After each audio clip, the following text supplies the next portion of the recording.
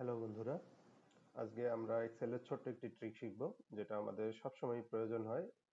কিন্তু আমরা এই কাজটি খুবই কষ্ট করে এবং খুবই সময় নিয়ে বিরক্তিকরভাবে করি। এই কাজটি আমরা আজকে খুবই স্মার্টলি এবং খুবই অল্প সময়ে কিভাবে করা যায় সেটি শিখব। তো আমাদের আজকের বিষয়টি হচ্ছে যে আমাদের প্রত্যেকটা ডাটাবেজে যে আমাদের প্রথম কলামটা থাকে সিরিয়ালের, সেই সিরিয়াল নাম্বারটা আমরা কত সহজে ক্রিয়েট করতে পারি। নরমালি আমরা কি করি, আমরা এভাবে একটা ডাটাবেস তৈরি করে তাতে এরকম ম্যানুয়ালি 1 2 3 4 5 6 এভাবে বসিয়ে যাই, অথবা আমরা যেটা করি সেটা হচ্ছে এখানে হয়তো 1 2 এরকম 2 3টা ডাটা বসিয়ে জাস্ট ট্র্যাক করে ফিলটা ফিল করি। তো এই পদ্ধতিতে আমরা ম্যাক্সিমামই কাজ করি, কিন্তু এই কাজটি অনেক স্মার্টলি করা যায় এবং আরো কম সময়ে চমৎকারভাবে করা যায়। দুটি উপায়ে করা যায়, আমরা দুটোই শিখবো আজকে।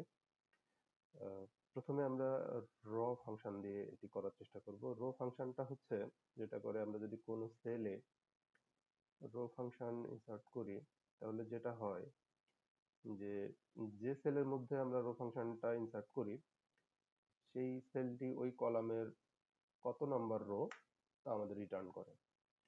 আহ, এখানে আমরা দেখতে পাচ্ছি আমরা যে সেলের মধ্যে এই ফাংশনটি ইনসার্ট করেছি সেটি C3 সেল।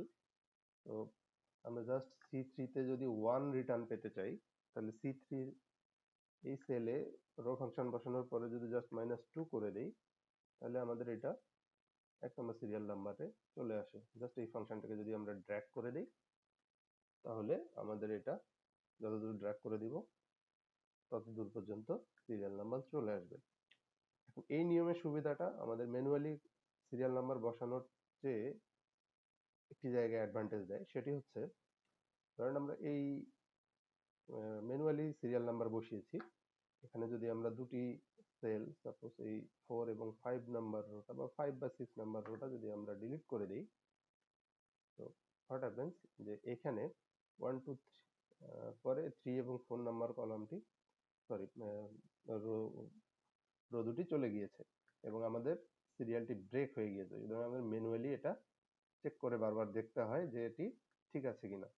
পক্ষান্তরে আমরা যেখানে রো ফর্মুলাটি ইউজ করেছি সেখানে দেখেন অটোমেটিক্যালি 1 2 3 4 5 6 7 8 সিকোয়েন্সটি ধারাবাহিকতা ধরে রেখেছে।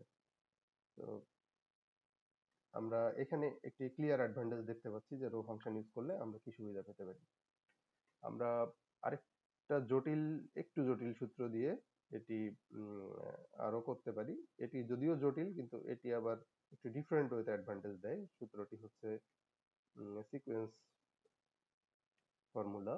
এই ফর্মুলাটা যেটা করে সেটা হচ্ছে যে আমি কতটা রোতে এই রিটার্নটা চাই। সাপোজ আমরা এখানে 10টি রোতে এই রিটার্নটা চাই এবং কতটি কলামে চাই। যদি আমার একটি কলামেই থাকে, আমি এই ডি কলামটাতেই আমার সিরিয়াল নাম্বারগুলো চাই, তাহলে শুধুমাত্র একটি কলাম সিলেক্ট করে দিলাম। আমার স্টার্ট নাম্বার কি হবে, সাপোজ আমি যদি 1 থেকে 10 পর্যন্ত করব তাহলে আমার শুরুর নাম্বারটি হচ্ছে 1 এবং তারপরে বলা আছে স্টেপ, তার মানে হচ্ছে প্রতি ধাপে কত ডিজিট পর্যন্ত বাড়বে। আমাদের 1 2 3 4 দরকার, তার মানে এক এক করে বাড়বে। তো আমরা এইভাবে ফর্মুলাটি শেষ করে প্যারেনথেসিস ক্লোজ করব। দেন আমাদের রিটার্ন দেখেন একবারে 1 টু 10 চলে এসেছে। এটা যদি আমরা 1 টু 5 দিতাম, সাপোজ এখানে 10 এর জায়গায় যদি আমরা 5 করে দিতাম, that means the return will be 5 রোজ। এটা একইভাবে আমরা যদি 5 এর জায়গায় 10 দেই 10টি আসবে, যদি 20 দেই 20টি আসবে, 30 দেই 30টি আসবে। এটি আমাদের প্রয়োজন অনুযায়ী আমরা করব। তো খুবই চমৎকার ওয়েতে আমরা ডাটাবেজের প্রথম কলাম, যেটি আমাদের সবসময় থাকে সিরিয়াল নাম্বার, এটি ক্রিয়েট করতে পারি এবং খুবই দক্ষতার সাথে অল্প সময়ে কম পরিশ্রমে করতে পারি। ধন্যবাদ।